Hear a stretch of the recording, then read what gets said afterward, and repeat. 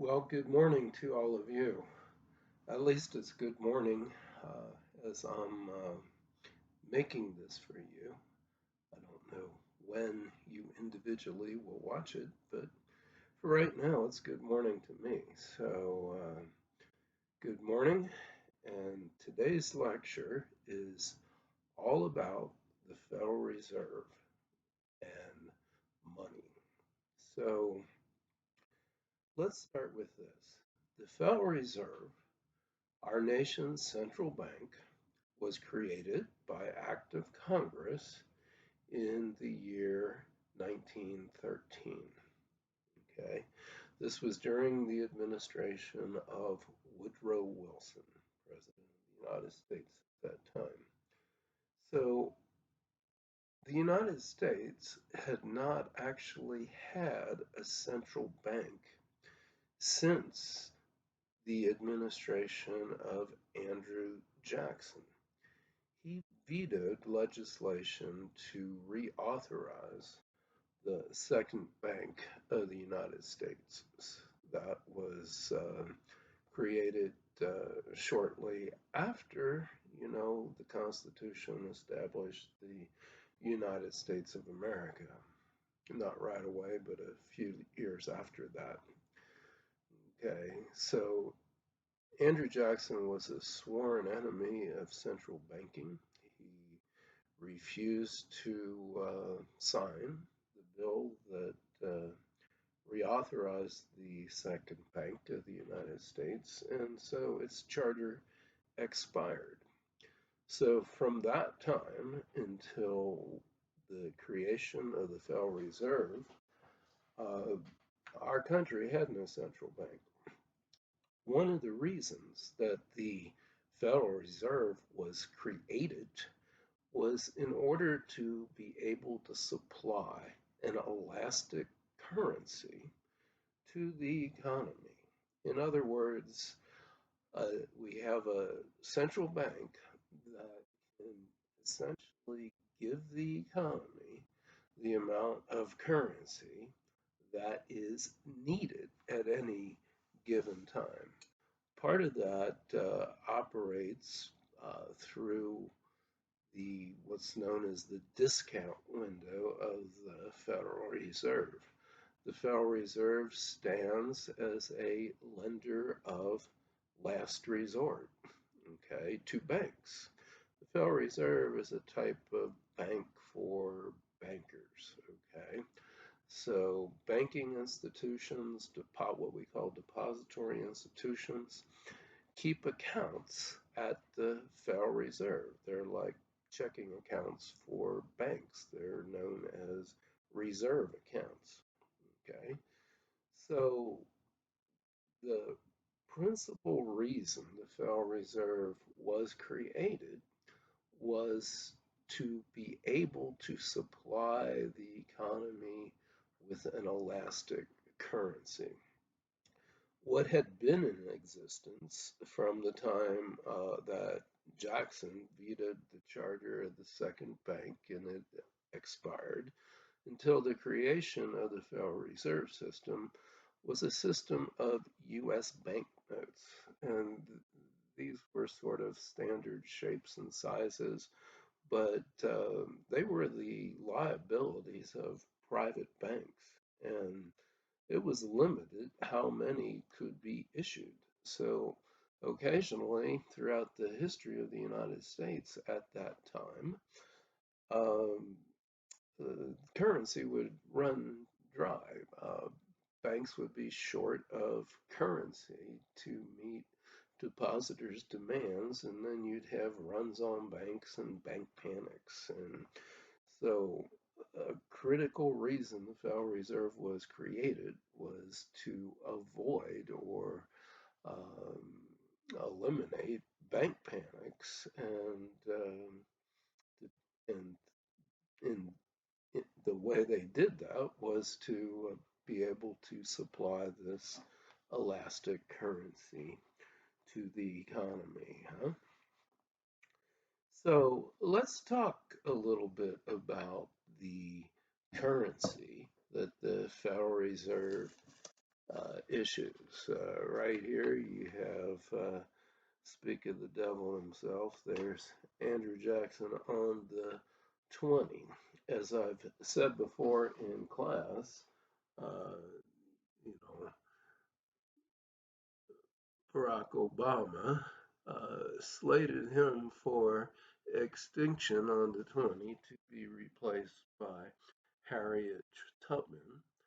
Um, Donald Trump delayed that whole process. And so, with Biden as president, I think Andrew Jackson's days are numbered on the 20. Okay. But let me point out a few things about the currency that a lot of people probably have never ever noticed, huh? So let's see here. Right here, you have this little statement, and rather than trying to make you read it through this computer screen, take a look at some Federal Reserve notes that you might be carrying in your pocket.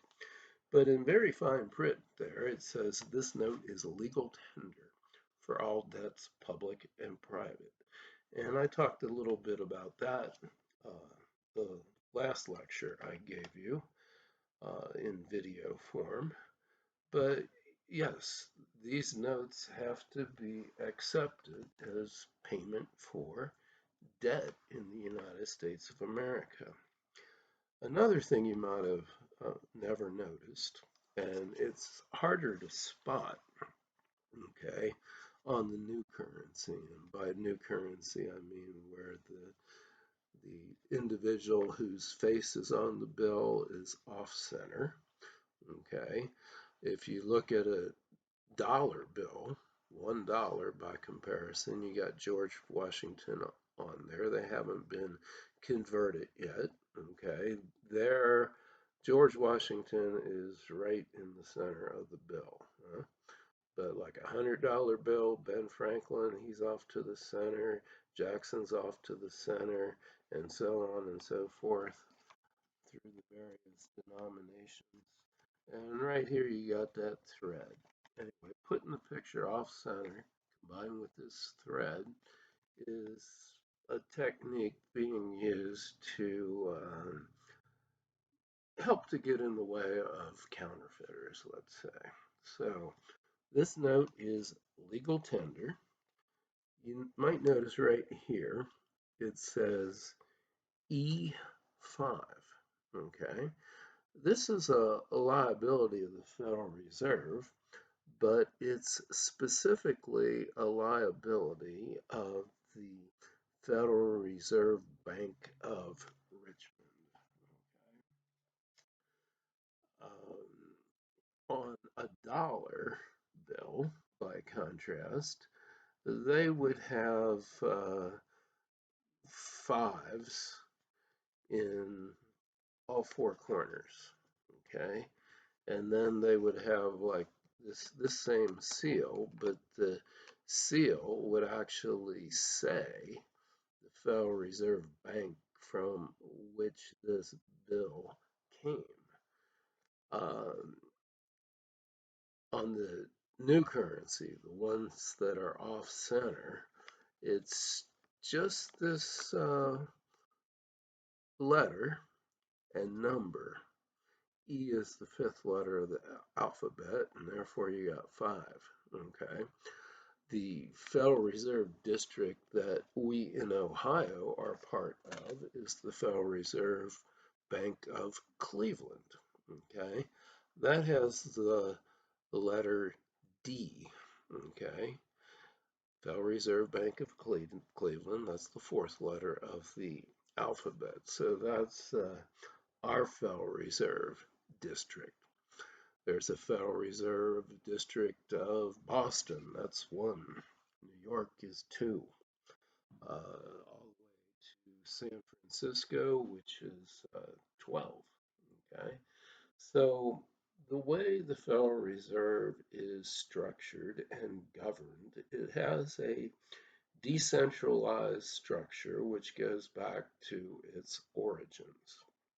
There are a total of 12 regional banks. Okay, so 12 regional banks would be Boston, New York. Let me see if I can give them to you in order here. So we got Boston, New York, Philadelphia, Cleveland, Richmond, Atlanta, Chicago, St. Louis, Minneapolis, Kansas City, Dallas, and finally San Francisco. The order I gave them to you goes with their number 1 through 12. Okay, so these notes from the Federal Reserve, they make their way all across the country anymore, but they're the specific liabilities of the Federal Reserve. Uh, Interesting factoid about our currency, about Federal Reserve notes, is the following. Okay, if you took the total number of $1 bills in circulation and multiplied by $1, you would have the total value of currency in the form of $1 bills. If you took the total number of $5 bills in circulation and multiplied by $5, you'd have the total value of currency in the form of $5 bills, and so on and so forth for tens and twenties, 100s, and 50s. Got Ulysses S. Grant on the 50, and we even have higher denomination notes than $100, but you don't see them very often. But let me ask you this. Which denomination, dollars, fives, tens, 20s, 50s, or 100s, would comprise the greatest amount of total value in currency? Okay.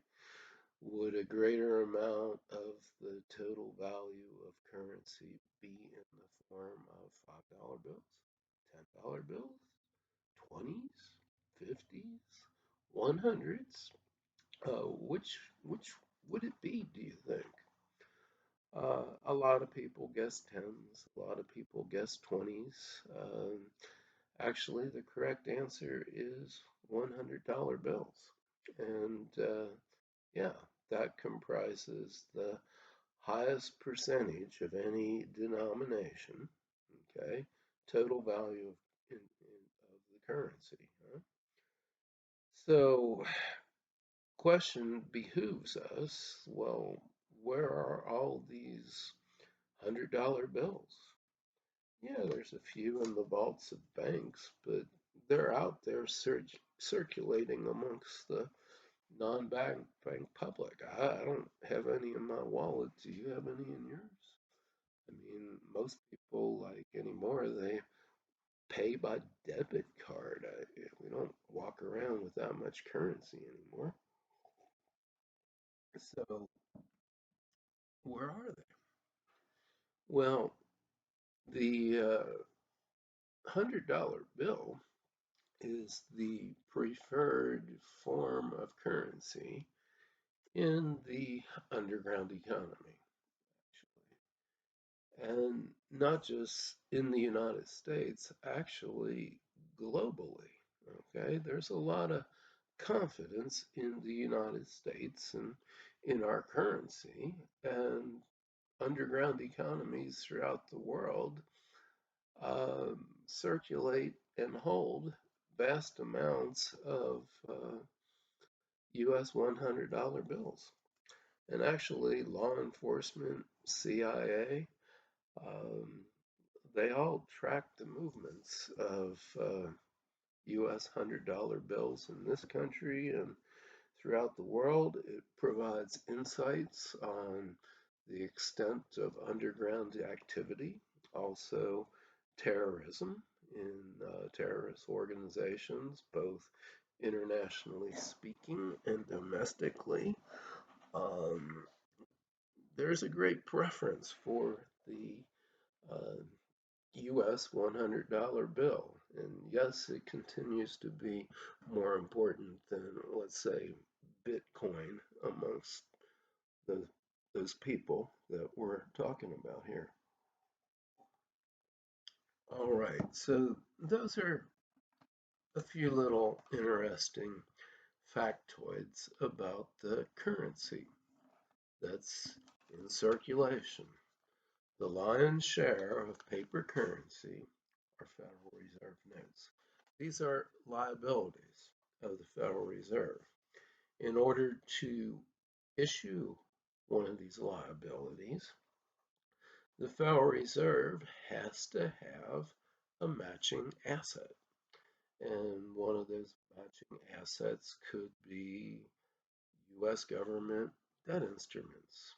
Okay, so treasury bills, T-bills, treasury notes, treasury bonds, U.S. government debt instruments. Those are all items on the Federal Reserve's balance sheet, one of their assets. Okay, it's their biggest asset is U.S. government debt, but the Federal Reserve also holds other types of debt instruments. Okay, from private parties, from foreign governments, for example.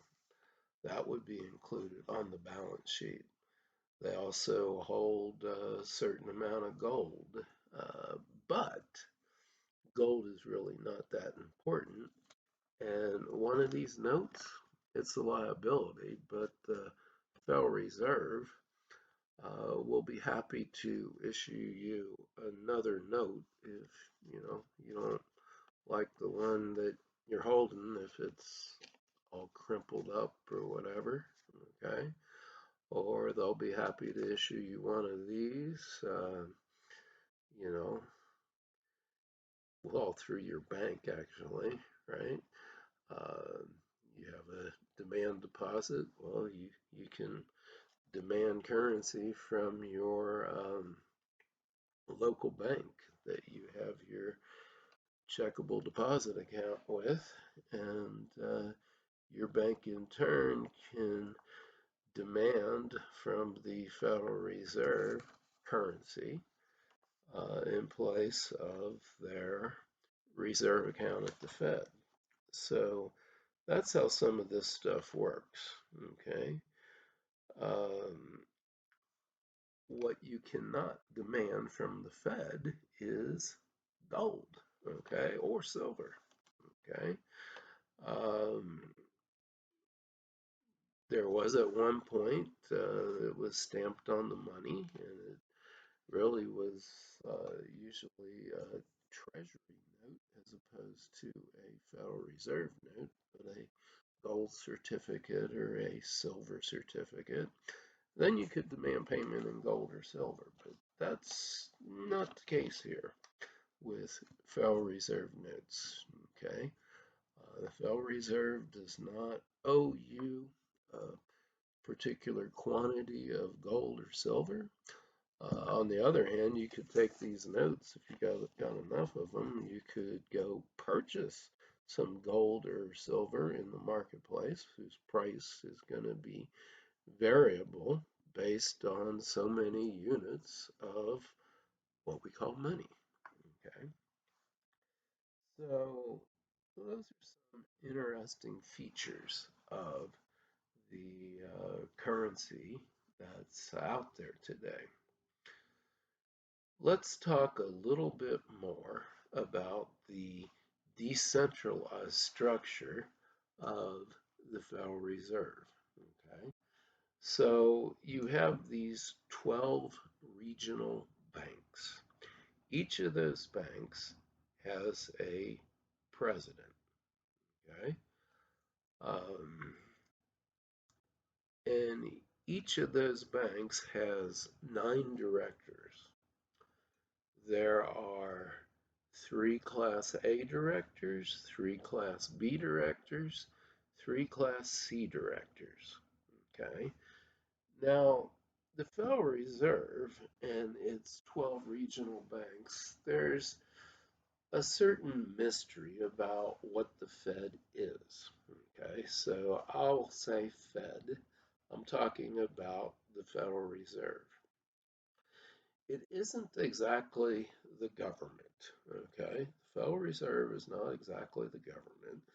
And also, the Federal Reserve isn't exactly like a private entity either.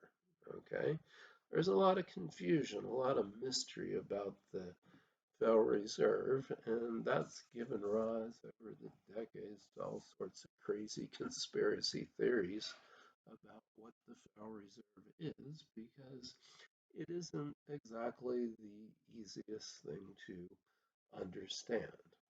Technically speaking, the owners of the Federal Reserve are a given Federal Reserve District bank's um, member banks.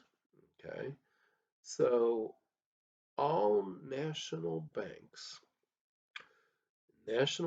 is a bank that gets its charter to operate from the comptroller of the currency, an office that is laid out in the Constitution of the United States. So if a private bank's charter comes from the comptroller of the currency, they're a national bank. Okay.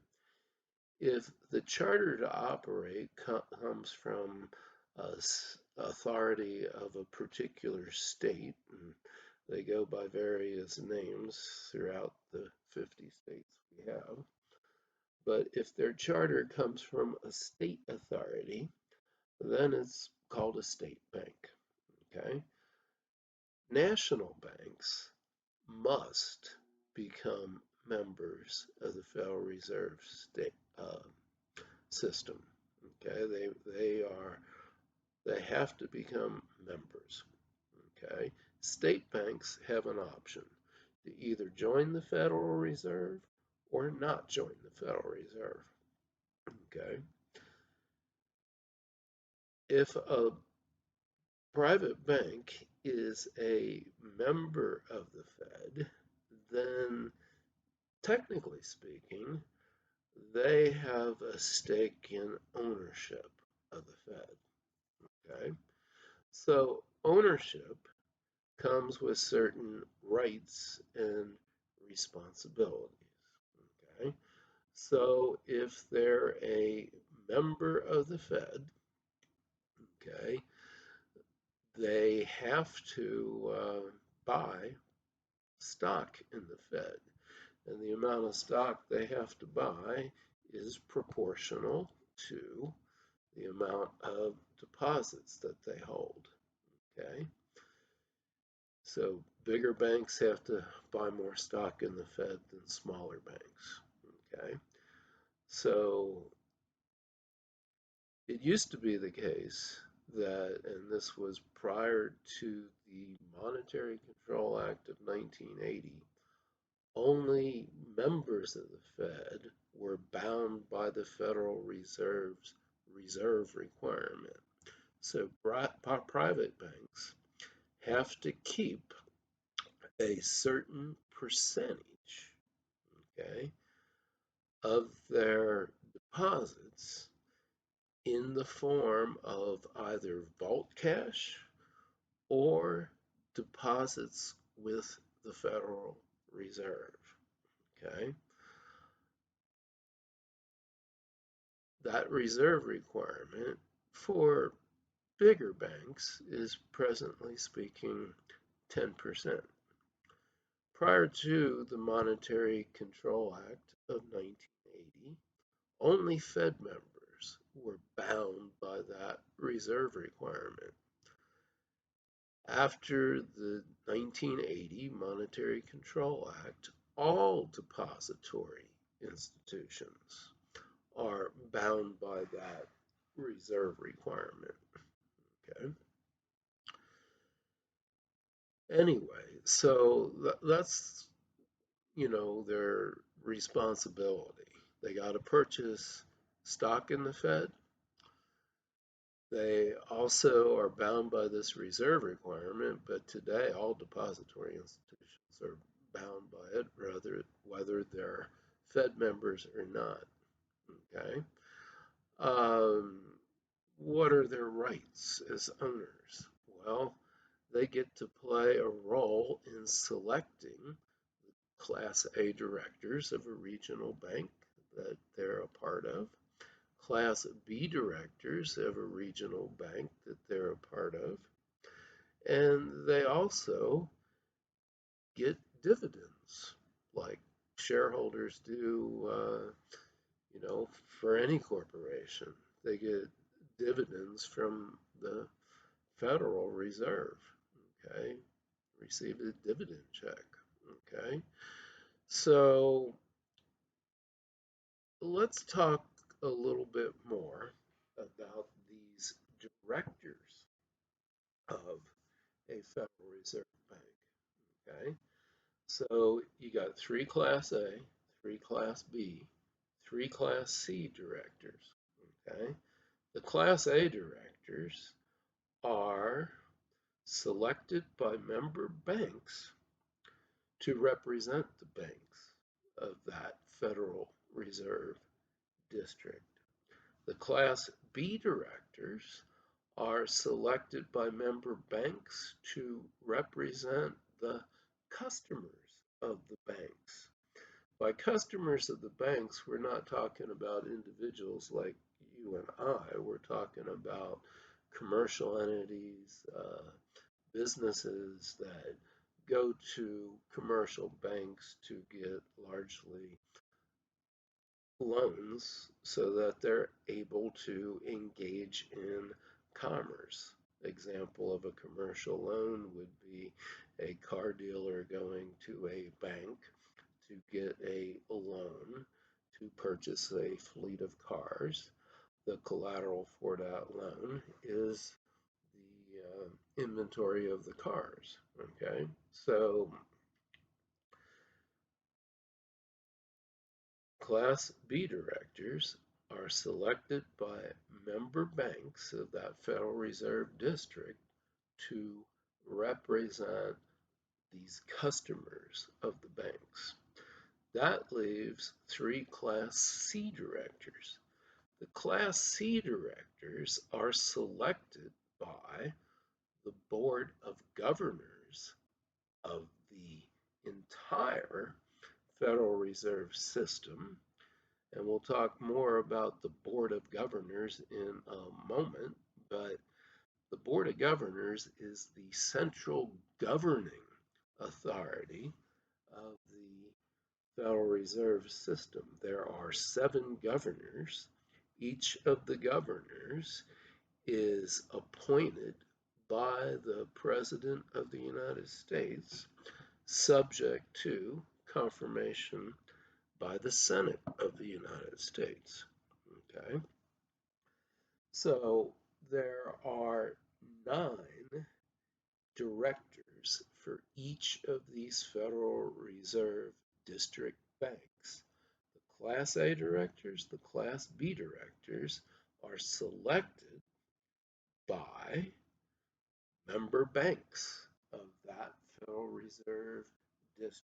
Class A to represent the banks, Class B to represent the customers of the banks, these commercial entities. Okay. Class C directors are selected by the Board of Governors to represent the public.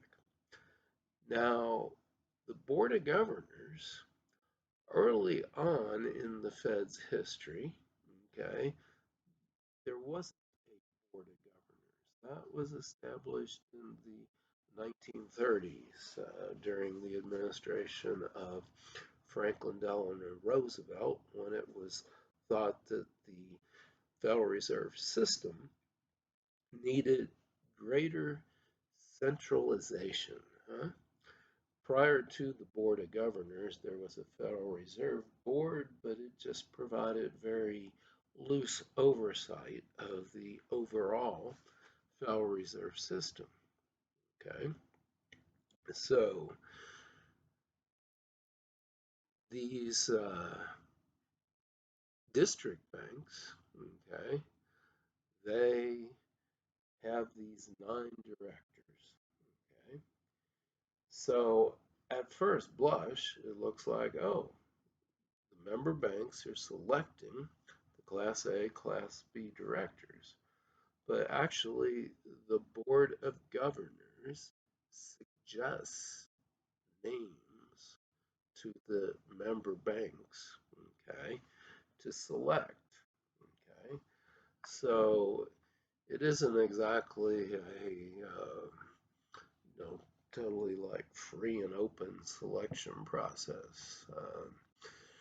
The and by that I don't mean that the member banks can't select to a certain extent who they want. They can, but the names are suggested by the Board of Governors.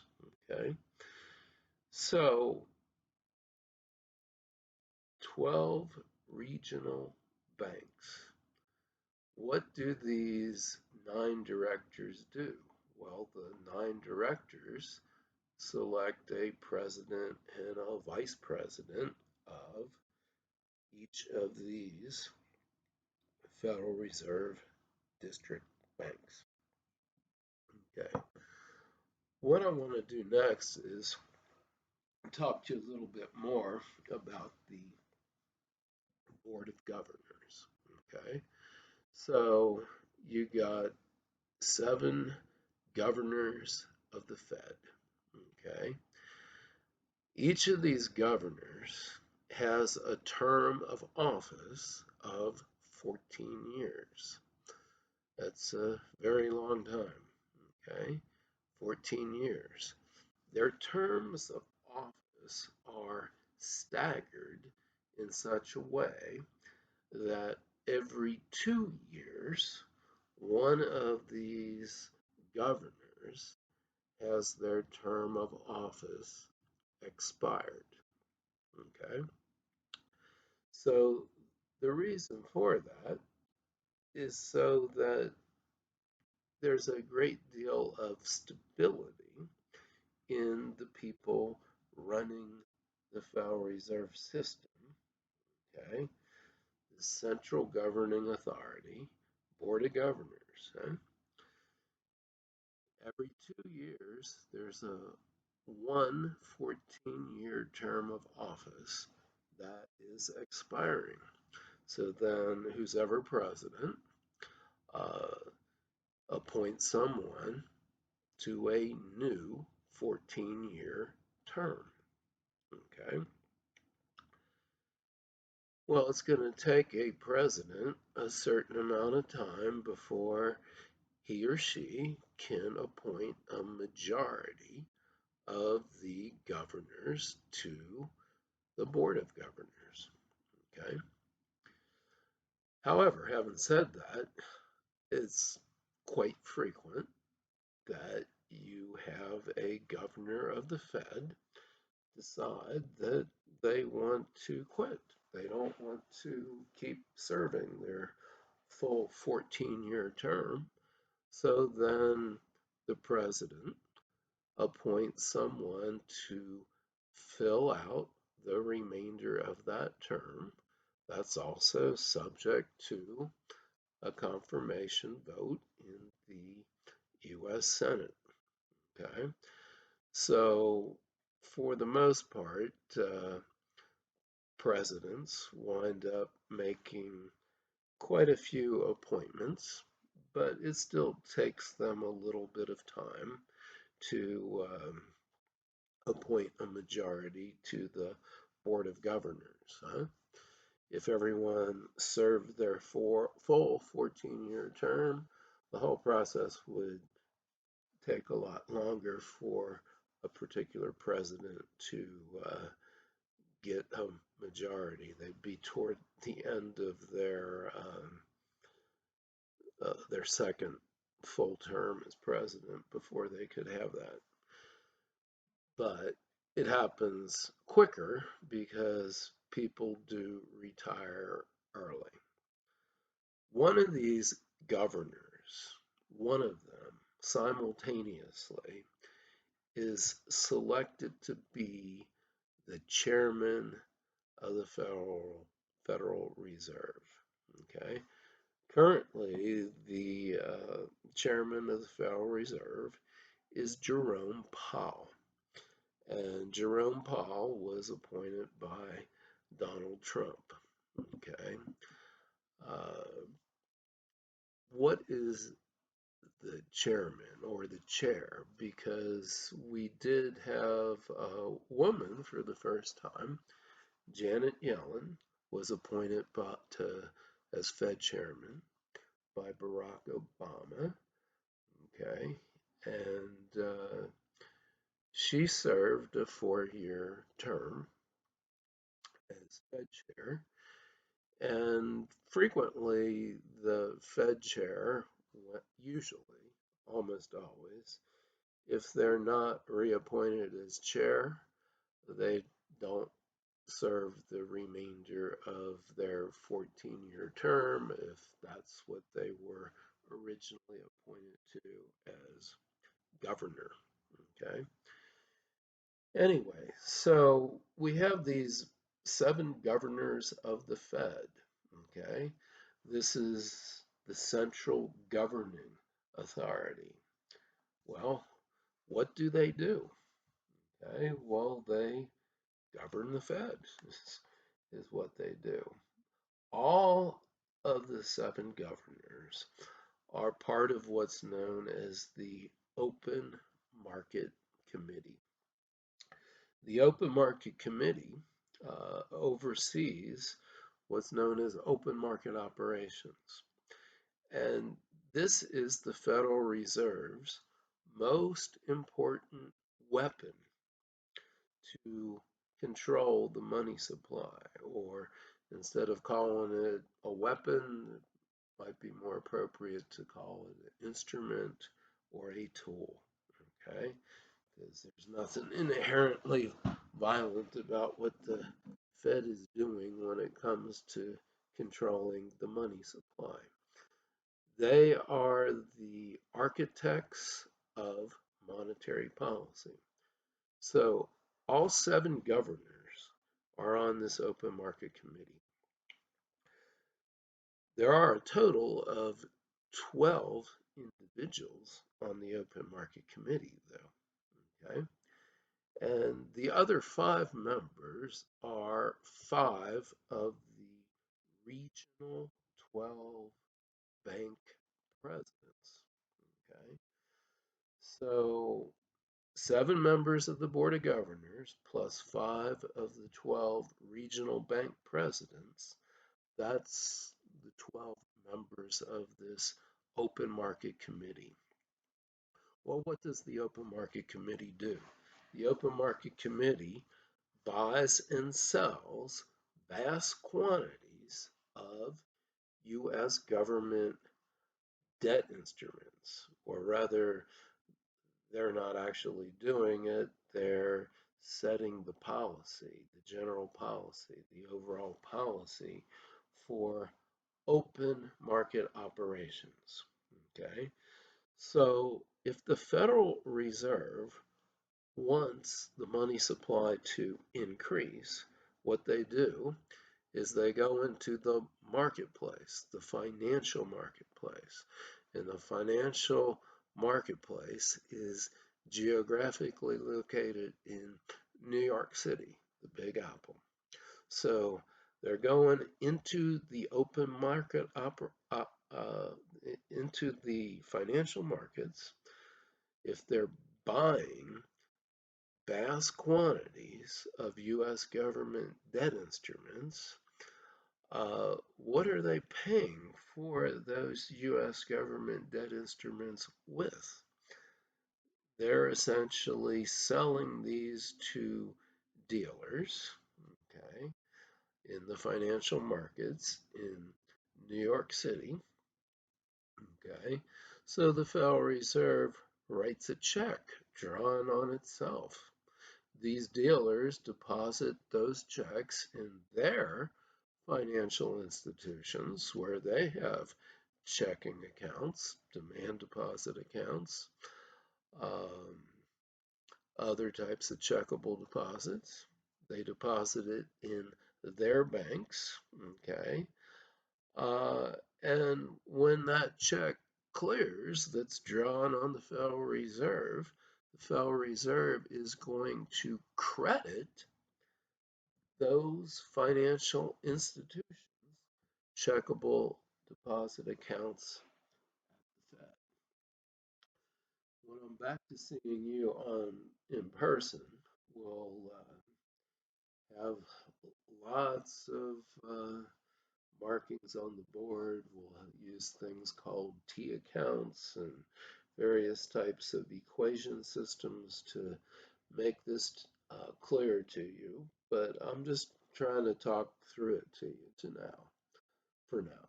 So expand the money supply.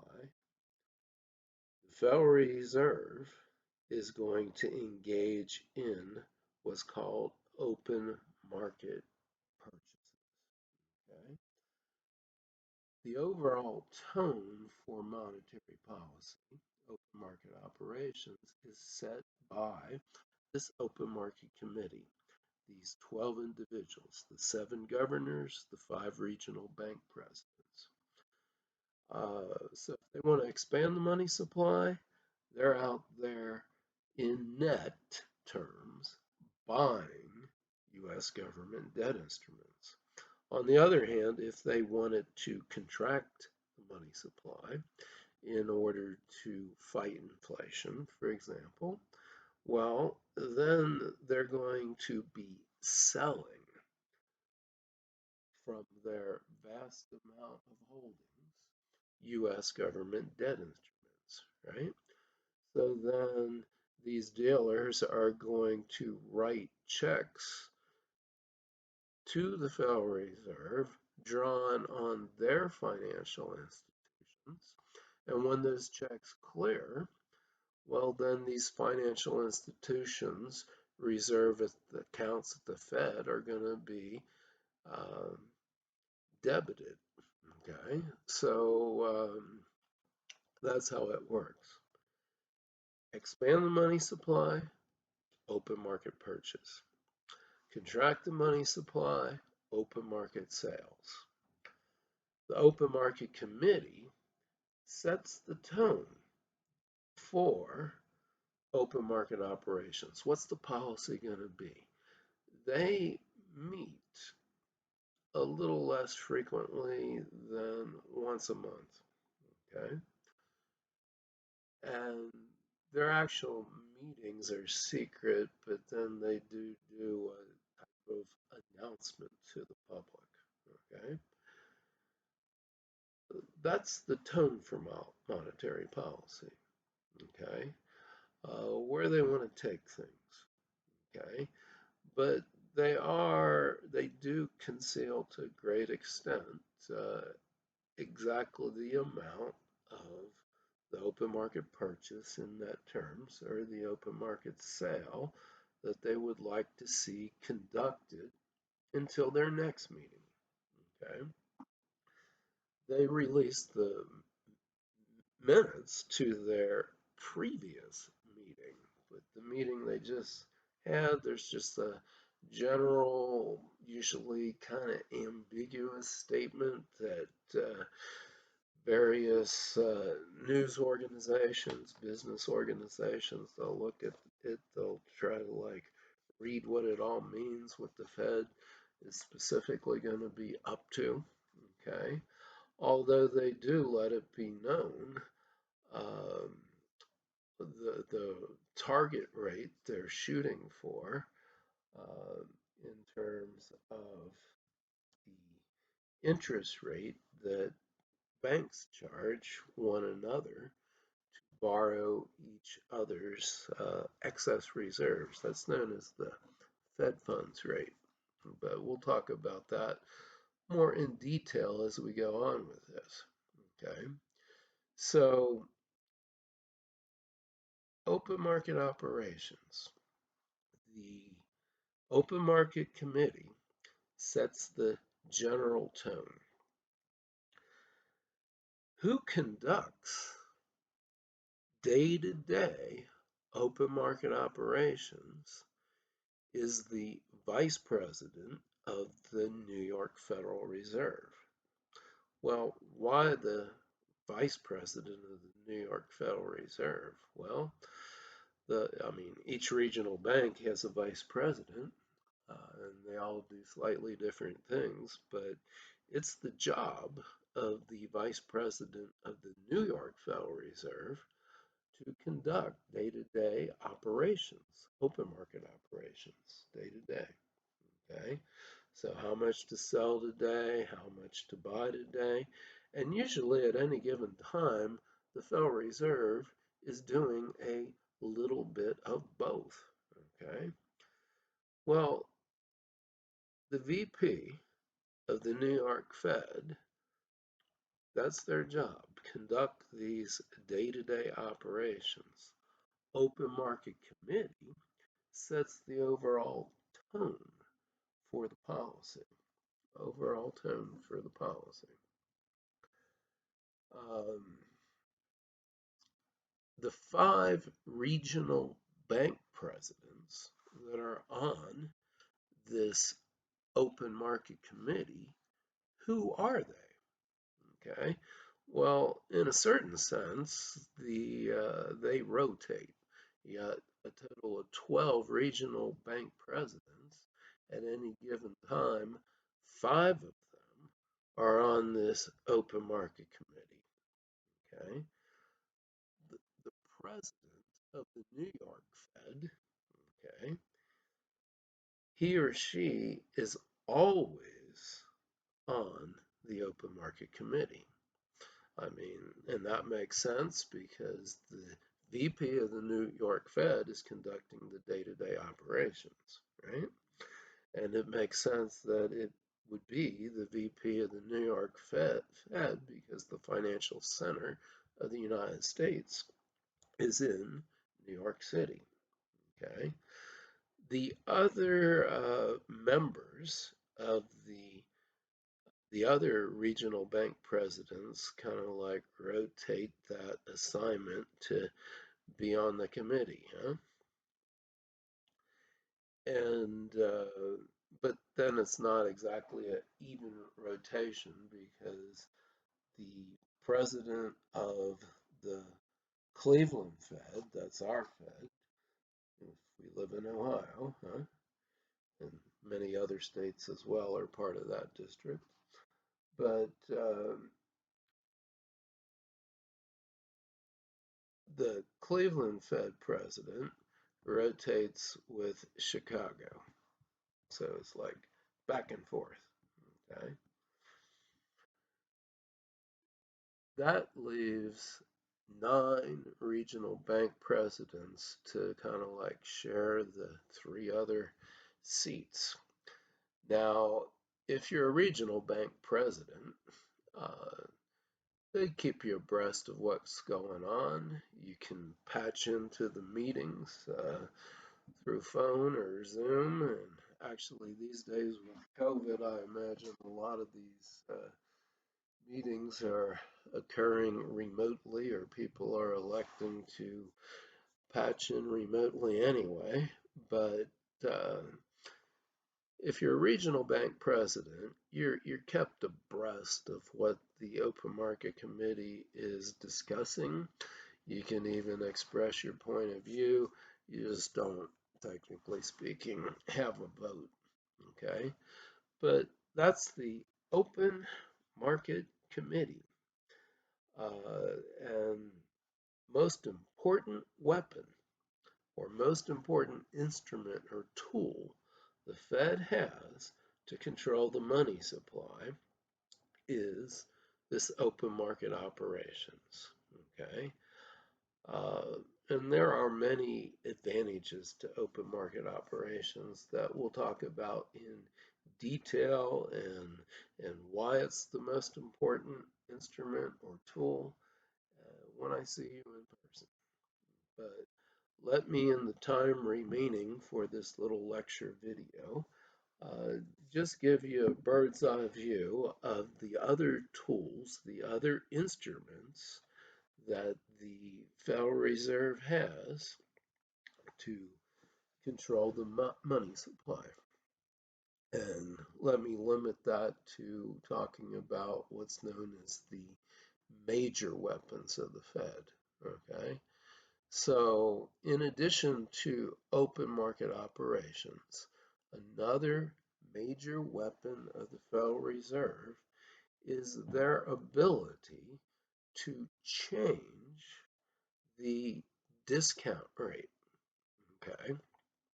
So, all depository institutions, and this is after the passage of the Monetary Control Act of 1980, all depository institutions are bound by the Federal Reserve's reserve requirement, but all depository institutions also have the privilege of borrowing from the Fed. Okay, that's been since 1980.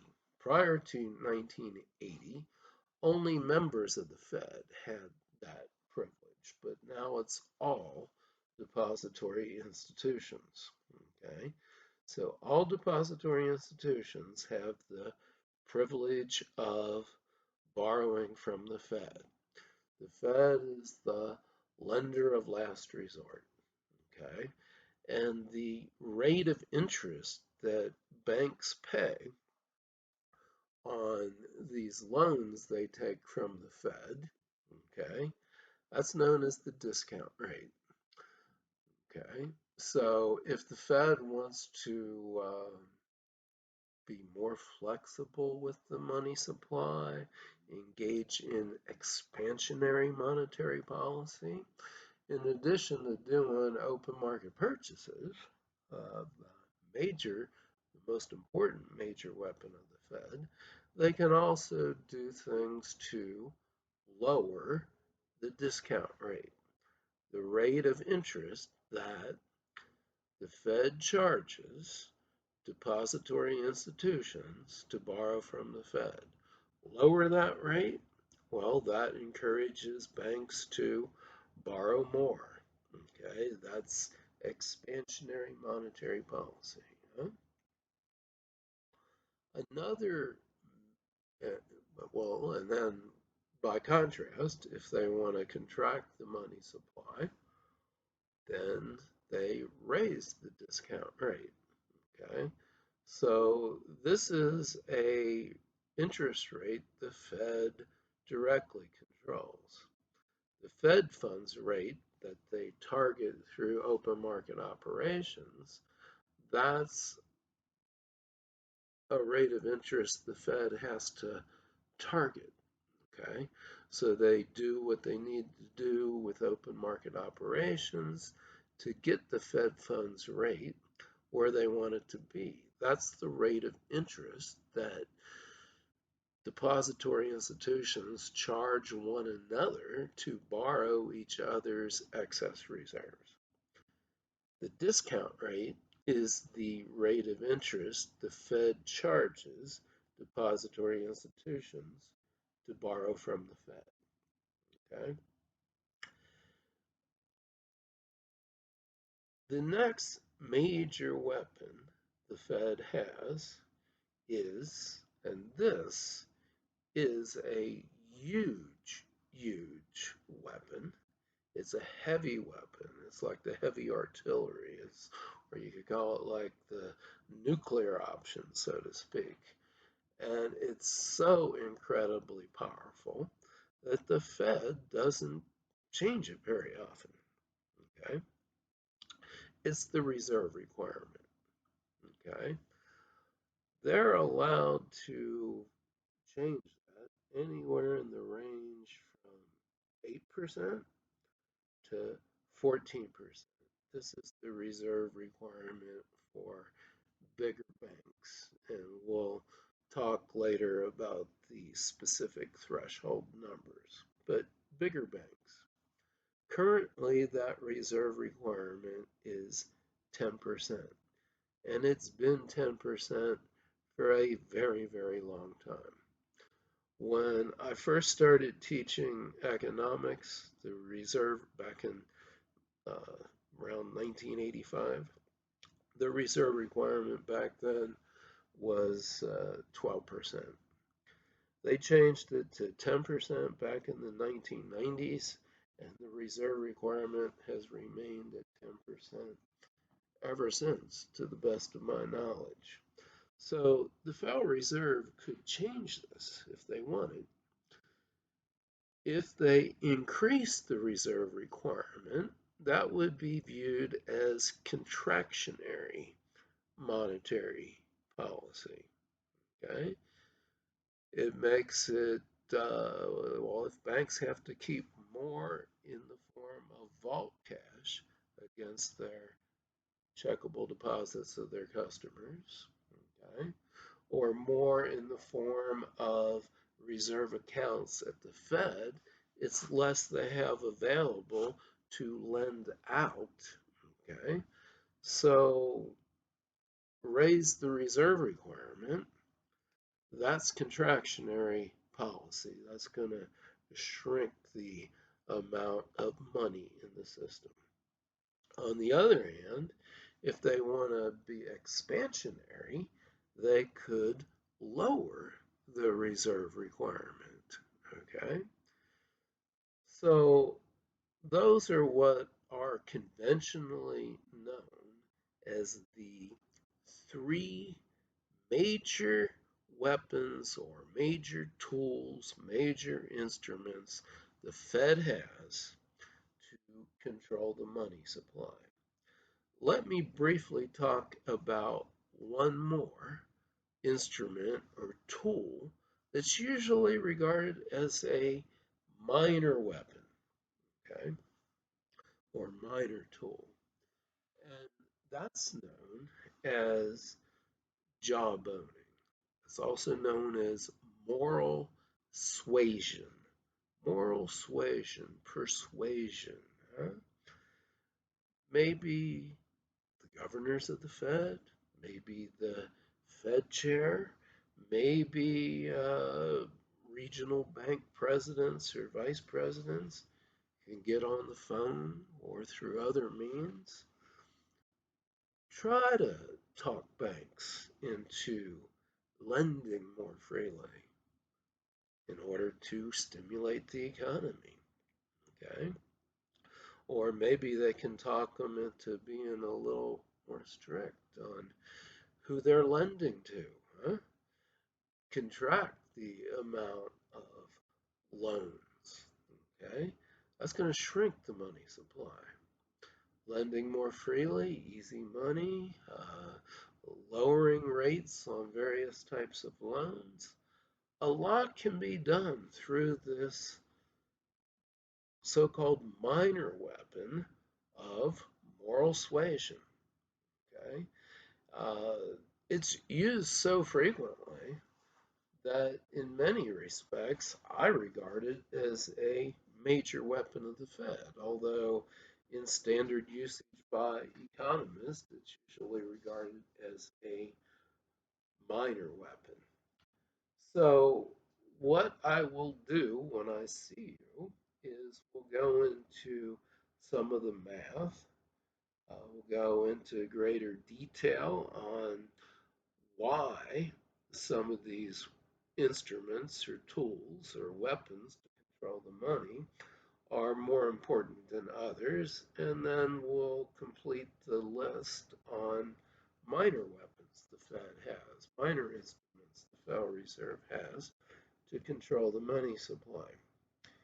For Friday's lecture, in place of class, I'm going to give you something a little bit different to do. It's to listen to some speeches or lectures that I gave at a community organization in Cincinnati, and it ties in very well with the movie that I ask you to watch, Inequality for All. It's my own take on income distribution, social justice, and things like that.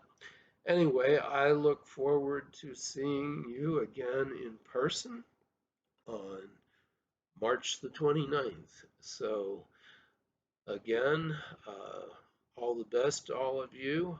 Hope you take good notes. I've tried to go slow here. Maybe I went a bit too slow. I apologize for that, but I'll be seeing you soon.